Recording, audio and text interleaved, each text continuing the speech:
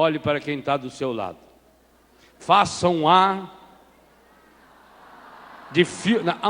Faça um A. Não, faça. Não é fale, faça. Faça um A de terror.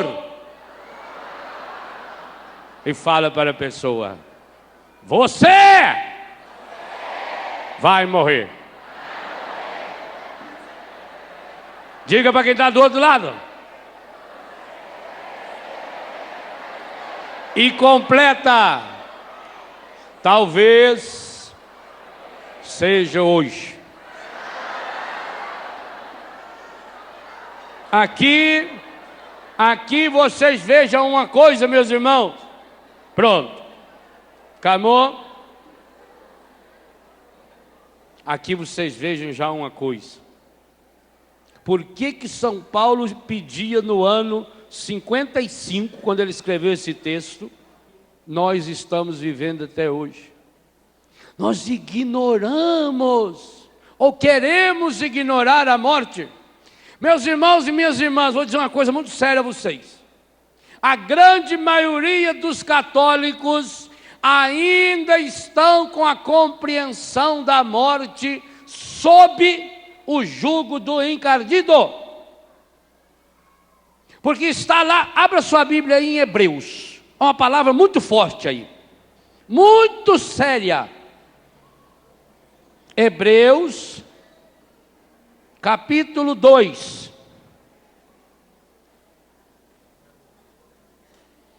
Eu citei antes Hebreus 9, 27. Agora Hebreus 2, 14.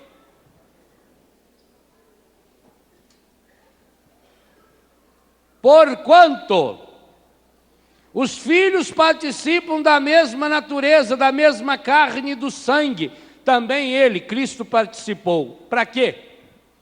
A fim de destruir pela morte, olha o objetivo pelo qual Jesus morreu, destruir pela morte aquele que tinha o império da morte. Quem é que tinha o império da morte? Isto é, o demônio. E libertar aqueles que, leia bem alto aí na sua Bíblia, aqueles que, pelo medo da morte, estavam toda a vida inteira, sujeitos a uma verdadeira escravidão. Por que Paulo diz isso que nós estamos meditando aqui na carta aos Tessalonicenses? Irmãos, não queremos que ignoreis coisa alguma a respeito dos mortos, porque além de perder a esperança na vida, acontece isso que o autor sagrado fala nos Hebreus. A pessoa que tem medo da morte, ela se torna escrava do demônio. Por isso que nós pedimos para Maria: rogai por nós, vírgula, pecadores. Por que esse vírgula depois do nós e o pecadores entre vírgula? Porque Maria não teve pecado, mas foi humana. Por que nós pedimos para Maria? Aqui, eu vou falar uma coisa absurda para muitos que estão me ouvindo. Azar. Por que no Pai Nosso a gente não pede pela nossa morte? Porque como é que foi a morte de Jesus? Violenta, a pior de todas, a mais medonha de todas. A morte de Jesus é tudo aquilo de trágico que o ser humano podia imaginar. Nós pedimos para Maria, por quê? Olha aqui a inspiração de Deus. Nós pedimos a Maria porque a morte de Maria foi tão serena, foi tão tranquila, foi tão maravilhosa, que a igreja chega a dizer que Maria não morreu. Não morreu como os outros. Maria dormiu para esse mundo. E aí tem uma coisa espetacular em Maria, que conosco vai ser um pouquinho diferente. Como o corpo de Maria não experimentou a corrupção do pecado, então Maria na glória, ela levou aquele mesmo corpo que ela tinha em vida. O nosso corpo, esse corpo que vocês estão vendo aqui, Um dia, se Deus quiser e Nossa Senhora interceder, e eu não der muita bola fora, vocês vão ver esse corpo no céu. Sim, mesmo que se eu morrer, por exemplo, que me der uma gangrena aí no braço, eu perder o braço, ficar sem braço. Chegar lá no céu, vocês vão ver que eu vou estar de braço. Uma pessoa que tirou uma perna, ou você que já está escangalhado, velho, você vai chegar no céu, você vai ficar novinho em folha. É sorte. No céu, pessoa muito gorda, no céu fica magro. Sim. Porque a morte vai purificar tudo que foi estragado. A pessoa cheia de ferida, fedendo, esse corpo semeado na corrupção vai ressuscitar limpo, sarado. Inclusive, quem vai para o céu, torça para você ir, a pessoa é tão dona desse corpo que ela consegue se locomover como o próprio Jesus ressuscitado e Maria. Por isso que Nossa Senhora pode aparecer, por exemplo, apareceu aos pastorinhos, apareceu a Bernadette Subiru e em tantos outros lugares. Porque esse corpo é glorioso. Por isso nós pedimos para Nossa Senhora, rogai por nós pecadores, que hora? Agora e na hora.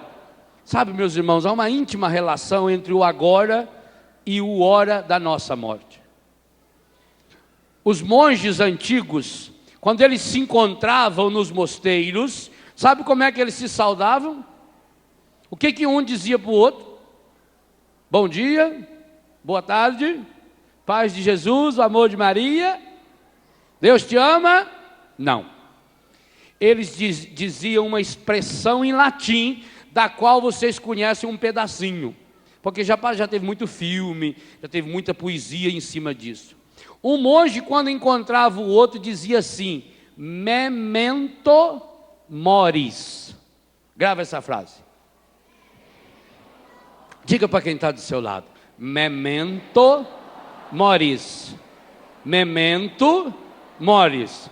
O que significa essa frase? Vais morrer.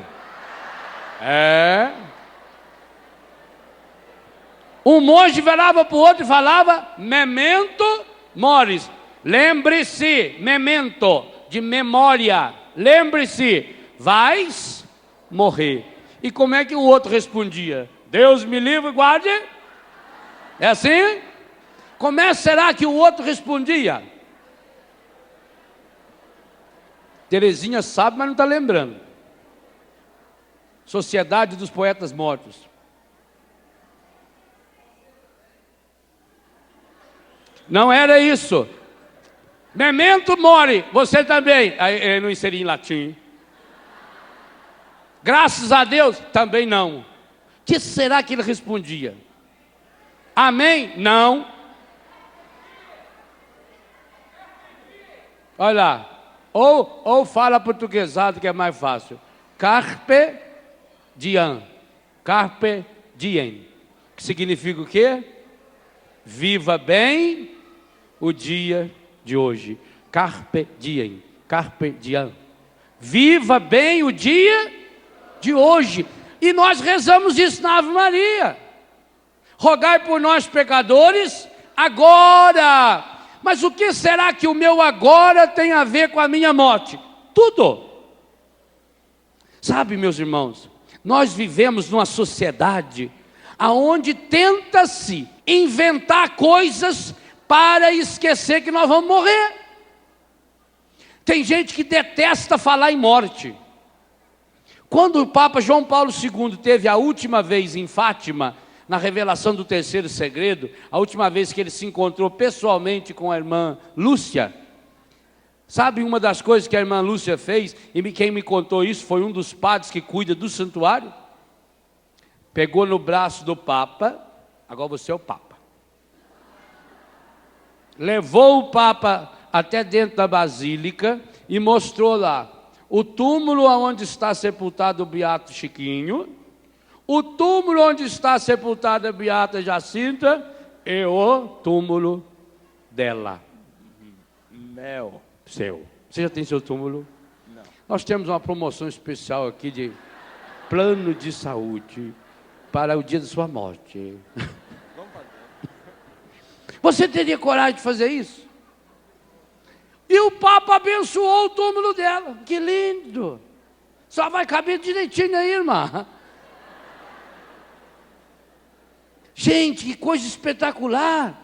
Então o mundo moderno quer dizer o quê? Que nós não vamos morrer. Então fica criando, ludibriando. E isso é qual é o mal que tem nisso? Por isso já citei Hebreus 2,14. O medo da morte e a ignorância da morte gera submissão à morte.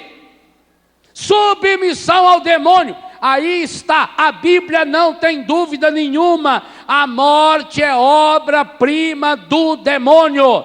Está no livro da sabedoria, capítulo 2. Foi por inveja do demônio que a morte entrou no mundo.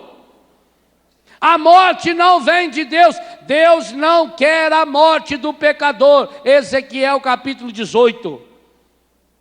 Deuteronômio capítulo 30. A morte não estava no plano de Deus. O ser humano criado no plano de Deus, ele foi criado no plano material para saborear Deus e depois então, suavemente ele passaria, inclusive sem a morte. São Paulo também prevê essa possibilidade, também para os cristãos do seu tempo, passaria dessa para outra dimensão da vida, mas numa continuidade. Essas repulsas que nós temos à morte é coisa do demônio. Se você, meu irmão, tem medo da morte, da sua morte ou de alguém que já morreu, hoje você precisa pedir essa grande graça ao Senhor pelas mãos de Nossa Senhora. Rogai por nós pecadores agora e na hora da nossa morte. Todo ano, quando a igreja celebra o Natal, as leituras nos falam de esperança. Um menino nos foi dado. A criança na manjedoura é a fragilidade da vida que nasce, da vida que precisa ser cultivada. Agora, quando nós ficamos essas festas do mundo, é só para isso. É uma tentativa de fazer você não pensar no seu memento moris. Você vai morrer. Sabe, a gente não deveria pensar na morte como inimiga. Primeiro porque um dia, mais cedo ou mais tarde, nós vamos nos encontrar com ela. Mas até a gente não devia pensar na nossa morte em si. Na nossa morte, o que eu posso fazer na minha morte? Não posso fazer nada. Você vai contra a vontade? Mas vai. Para a gente entender bem a mística da morte, que os santos gostavam tanto de rezar, a gente devia de começar a pensar nas pessoas que a gente ama. Você deve ter muitas pessoas que você ama que ainda não morreram. Eu queria que a senhora, que é mãe, pensasse na fragilidade do seu filho no seu colo, morrendo. E digo uma coisa a você, tá? Pelo amor de Deus, é por amor de Deus mesmo? Digo uma coisa a você, se você não pensar nisso, você nunca vai amar essa criança. Nunca. Mulher, pensa no seu marido morto. Senão você nunca vai amá-lo. Sabe por quê? Amar é preparar o outro para entrar definitivamente no coração de Deus. Isso é amar. Como é que você vai preparar se você não quer deixar ele passar para lá?